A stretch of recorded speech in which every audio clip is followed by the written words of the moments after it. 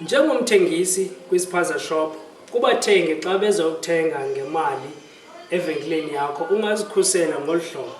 Iba namanzi ashushu apho wonke umthengi xa ezawuthenga ezawufaka imali khona, uze wena njengomthengisi uyithathe emanzini ashushu, kuba amanzi ashushu ayakwazi ukuyibulala intsholongwane. Le ntsholongwane ingahlala nakuyo nantoni na umntu ayiphetheyo xa enayo esandleni sakhe.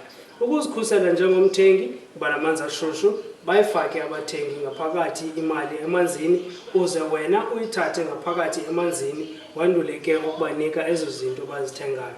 Xa uzawubanika izinto abazithengayo, qinisekisa uba unayo ilaphu elimanzi ukosula zonke izinto abazithengayo, ukwenzela into okokubana le ntsholongwane inganwenwi. Kwakhona nalapha apha kwindawo abathi bakwazi ukuzibamba abathengi xa bezothenga evenkileni yakho, qinisekisa uba uyasula ngebleach uqinisekisa ukuba intsholongwane ifile.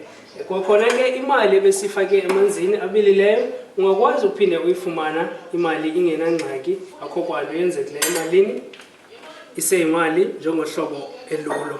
Sisonke singayinqoba i-coronavirus. Enkosi.